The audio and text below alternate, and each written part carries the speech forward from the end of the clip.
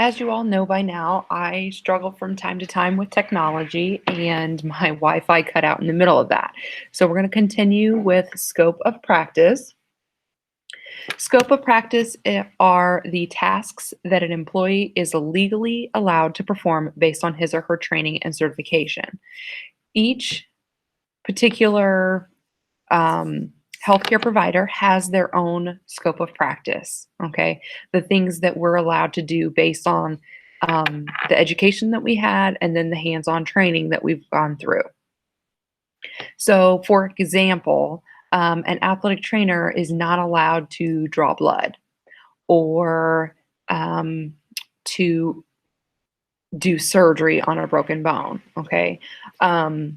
There's different things that we're allowed to do that other people aren't allowed to do. But those are two examples of things we are not, that are not in our scope of practice. Standard of care.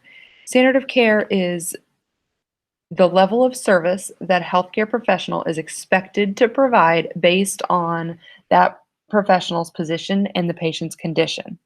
Okay, so the standard of care for an athletic trainer, for someone who sustains a concussion, we evaluate them, say, well, they might have a concussion, and then we remove them from play. Okay, it is not our standard of care to say, go ahead, he really wanted to play, go ahead and return to that football game. Okay, we would do things that maybe a just general parent from the stands wouldn't be allowed to do. We can do things that an EMT or a paramedic or a first responder would not be allowed to do.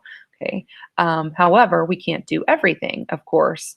No one would expect me to bring someone off the basketball floor and say, well, I think they broke their tibia, and then start surgery in the training room. Okay, that would be definitely not within the standard of care that you would expect of an athletic trainer.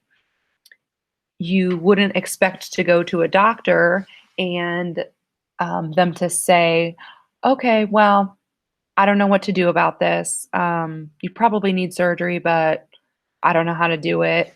So let's send you to a phlebotomist. Remember that a phlebotomist is someone who draws blood.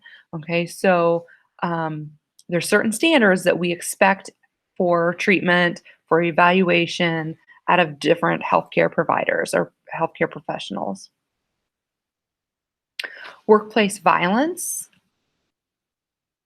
acts of verbal abuse, threats, physical assault, or homicide that can occur at work. Okay, there's many examples of workplace violence. Many of them are pretty mild, but still need to be reported and treated seriously.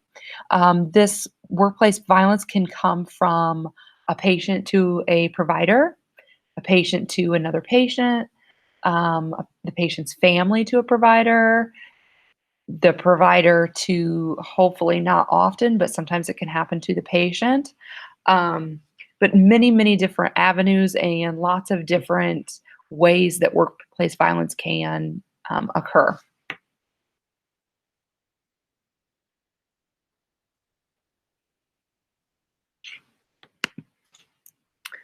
That is all of the vocab words that we're going to go through today. We will be doing a review activity tomorrow to look at those vocab terms, and then we will continue with the chapter notes.